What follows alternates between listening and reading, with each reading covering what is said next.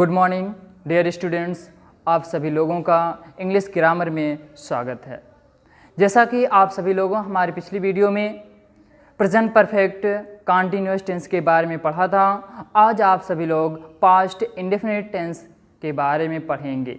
इससे पहले हम ये जानेंगे पास्ट टेंस क्या होता है। पास्ट टेंस वह टेंस होता है जिसमें कार्य का भूतकाल में पूर्ण होना पाया जाता है। इस टेंस के अंत में था, थी, थे, आ, ई, ए आते हैं। वह टेंस आपका पास्ट टेंस कहलाता है। जैसे सीता खाना खाई, राम पढ़ चुका था, मैंने यह कार्य कर लिया। यह टेंस आपके पास्ट टेंस में आएंगे। अब बात आती है पास्ट इंडेफिनिट टेंस किसे कहते हैं। पास्ट इंडेफिनिट टेंस में क्या होगा, इन वाक्य के अंत में ता था, ती थी, ते थे, आ, ई, ए आदि शब्द इस तरह के आते हैं। पास्ट इंडेफिनिट टेंस के अंत में ता था, ती थी, ते थे, आ, ई, ए इस तरह के यदि शब्द आए तो वह आपका पास्ट इंडेफिनिट टेंस कहलाएगा। जैसे दे दिया जाए राम यहाँ आया, तो यह आया, तो ये देखिए यह आया तो आपका पास्ट इंडेफिनिट टेंस हुआ। करण स्कूल जाता था, ता था आया तो आपका पास्ट इंडेफिनिट हुआ। हम पतंग उड़ाते थे, ते थे आया, आपका क्या हो गया, पास्ट इंडेफिनिट टेंस। अब बात आती है इसकी सहायक क्रिया क्या है, तो इसकी सहायक क्रिया डिड है। लेकिन ये सहायक क्रिया, ये ध्यान देना है, सहायक क्रिया डिड का प्रयोग हम तब करेंगे जब वह पास्ट इंडेफिनिट का निगेटिव टेंस होगा या इंट्रोगेटिव होगा। पॉजिटिव टेंस में सहायक क्रिया का प्रयोग नहीं करते हैं। इसमें हम मेन वर्ब का सेकंड फॉर्म लगाते हैं, दूसरा रूप लगा देते हैं। यदि हम निगेटिव या इंट्रोगेटिव टेंस बनाते हैं तो हम क्या करेंगे, उसमें सहायक क्रिया डिड का प्रयोग करेंगे। तब जब सहायक क्रिया डिड का प्रयोग कर देंगे तो मेन वर्ब का सेकंड फॉर्म नहीं लिखेंगे, उसके स्थान पर हम क्या लिखेंगे, मेन वर्ब का फर्स्ट फॉर्म लिखेंगे। आइए चलते देखते हैं एग्जाम्पल के माध्यम से। तो हमने पहचान को जान लिया, इसकी सहायक क्रिया वो क्या है उसको भी मैंने पहचान लिया। अब आगे हम देखते हैं टेंस के माध्यम से, एग्जाम्पल के माध्यम से हम देखते हैं। जैसे दे दिया जाए पॉजिटिव में सबसे पहले हमने बताया था क्या रहता, सब्जेक्ट।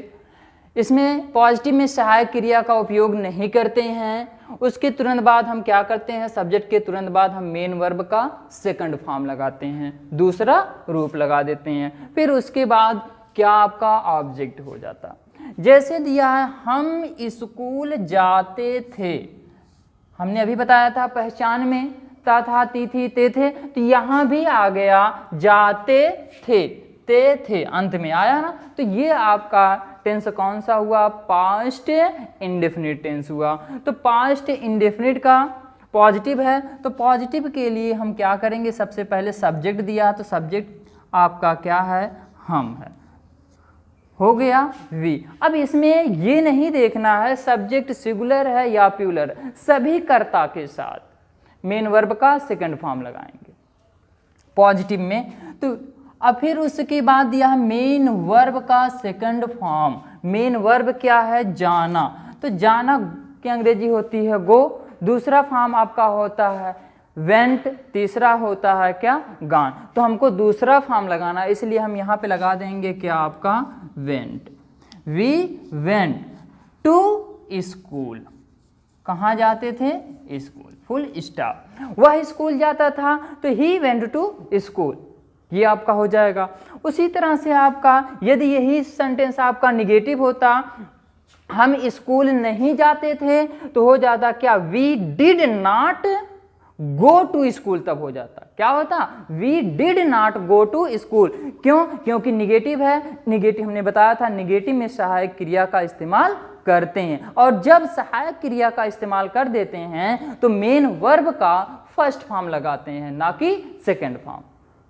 चलिए इसको देख लेते हैं। निगेटिव में, निगेटिव का क्या फार्मूला होता है? सबसे पहले सब्जेक्ट लगाते हैं, फिर सहायक क्रिया, पास्ट इंडेफिनिट की सहायक क्रिया क्या है? डिड है, और सहायक क्रिया के तुरंत बाद किसका प्रयोग कर देते हैं? नॉट का। फिर उसके बाद मेन वर्ब का फर्स्ट फॉर्म, फिर ऑब्जेक्ट आपका हो जाता है। जैसे आपका दिया है, वह रेडियो नहीं बजाता था, तो वह क्या, अब यहाँ पे नहीं बजाता था, इसलिए आपका क्या हो गया? निगेटिव हो गया। तो अब यहाँ पे लिखेंगे क्या? ही हो गया। फिर उसके बाद सहायक क्रिया, पास्ट इंडेफिनिट टेंस है, था आ गया, था पास्ट टेंस हुआ। अब पास्ट टेंस का कौन सा पार्ट है? निगेटिव है। पास्ट इंडेफिनिट का निगेटिव है। निगेटिव में हम क्या करेंगे? सहायक क्रिया का प्रयोग करेंगे, तो ही के तुरंत बाद डिड का प्रयोग हो गया, सहायक क्रिया, और फिर उसके बाद नॉट। अब बजाना, बजाना की अंग्रेजी क्या होती है?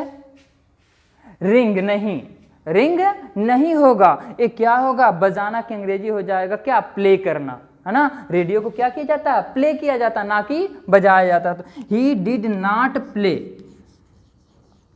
He did not play radio, radio, full stop आपका हो गया। क्या हो गया? हमने अभी बताया था, जब डिड का प्रयोग कर देंगे तो मेन वर्ब का फर्स्ट फॉर्म लिखेंगे। अगर यही दे देता, हम रेडियो नहीं बजाते थे, तो भी आपका यही होता, we did not play radio. ठीक है ना।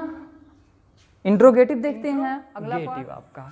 इंट्रोगेटिव जैसा कि हमने बताया था, सारी वीडियो में हमने बताया है कि इंट्रोगेटिव दो प्रकार के होते हैं। एक तो आपका WH वाला शब्द क्या होता है? बीच में होता है। जैसे आपका तुम वहाँ क्यों जाते थे, क्यों, कहाँ, कैसे, यही सब आपके क्या होते हैं? कब, क्या, ये आपके इंट्रोगेटिव वर्ड होते हैं। तो यदि ये वर्ड बीच में आ जाए तो उसकी अंग्रेजी हम क्या करते हैं? पहले लिख लेते हैं। ये तो हमारा सेकेंड इंट्रोगेटिव में आता। फर्स्ट इंट्रोगेटिव में क्या आता है? WH वाला शब्द अर्थात क्या शब्द क्या होगा? आरंभ में ही आ जाएगा, यानी कि क्या शब्द से ही वाक्य आरंभ हो जाता है।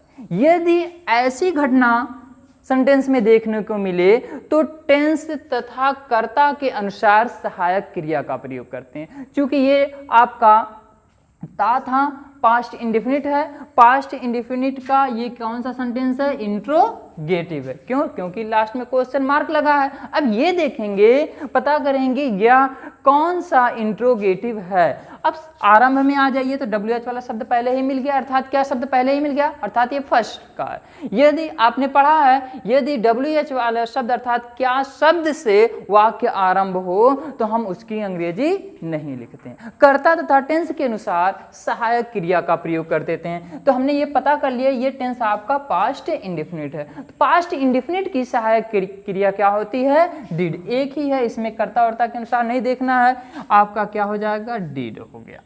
फिर उसके बाद सब्जेक्ट दिया है, तो इसमें सब्जेक्ट कौन उड़ाता था? राम है। सब्जेक्ट आपका हो गया राम, डिड राम। अब फिर आता है उड़ाना। उड़ाना की अंग्रेजी क्या होती है? Fly, FLY, fly. अब क्या उड़ाता था? द काइट, क्वेश्चन मार्क लगाएंगे। ठीक है ना। यहाँ पे दिया था सबसे पहले सहायक क्रिया, तो सहायक क्रिया हमने लगाया, सब्जेक्ट दिया, सब्जेक्ट लगा दिया, फिर मेन वर्ब का फर्स्ट फॉर्म दिया है तो मेन वर्ब का फर्स्ट फॉर्म लगा दिए, फिर आपका ऑब्जेक्ट दिया है तो हम क्या लगा दिए? आपका ऑब्जेक्ट क्या है? पतंग है, इसलिए हमने काइट लगा दिया। ठीक है ना। अगर यही दे दिया जाए क्या राम पतंग नहीं उड़ाता था, मान लो यहाँ पे दे दिया जाए क्या आपका नहीं उड़ाता था, तब हम क्या करेंगे? तब यहाँ सब्जेक्ट के बाद, अर्थात सब्जेक्ट ये है, सब्जेक्ट के तुरंत बाद यहाँ पर किसका प्रयोग कर देंगे? नॉट का। अब ये आपका हो गया इंट्रोगेटिव निगेटिव हो गया। कोई भी यदि सेंटेंस आपका इंट्रोगेटिव निगेटिव का हो तो उसमें ये ध्यान देना है, सब्जेक्ट के बाद नॉट का प्रयोग कर देना, ये इतना ध्यान रखना। अगला आपका तुम वहां क्यों जाते थे, तुम वहां क्यों जाते थे। अब देखिए क्वेश्चन मार्क लास्ट में लगा है। अब देखेंगे WH वाला शब्द कहाँ पर है।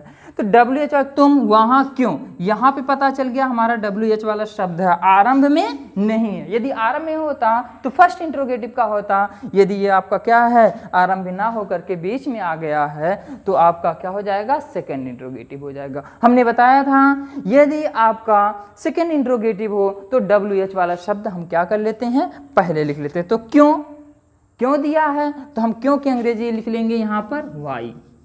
वाई के तुरंत बाद अब हम क्या लगाएंगे, सहायक क्रिया, अर्थात WH वाले शब्द के तुरंत बाद हमको क्या लगाना है, सहायक क्रिया। अब यहाँ पे हम लगा देंगे डिड, वाई डिड। अब सब्जेक्ट दिया है तो कौन वहाँ जाता था, तो तुम जाते थे, तो तुम की अंग्रेजी आपकी हो गई क्या, यू। Y did you. अब जाते थे की अंग्रेजी क्या हो जाएगी, गो। कहाँ जाते थे, देयर। क्वेश्चन मार्क हो गया। तुम वहां क्यों जाते थे, why did you go there, तुम वहां क्यों जाते थे। अगर यही दे देता तुम वहां क्यों नहीं जाते थे, तो हम क्या लगाते, इसमें देखेंगे सब्जेक्ट कहाँ है, यू है, बस तुरंत यहीं पर हम क्या लगा देंगे, not. Why did you not go there, तुम वहां क्यों नहीं जाते थे। आशा करते हैं आप सभी लोगों को पास्ट इंडेफिनिट टेंस अच्छी तरह से समझ में आ गया होगा। होमवर्क दिया जा रहा है, इसको आप सभी लोग प्रैक्टिस करिए। यदि इसमें कोई भी प्रॉब्लम होती है तो कमेंट करिए, हम कमेंट का जवाब अवश्य ही देंगे। यदि आप सभी लोगों को हमारी यह वीडियो अच्छी लगी हो तो लाइक कीजिए और अपने दोस्तों तक शेयर कीजिए। वीडियो को देखने के लिए धन्यवाद।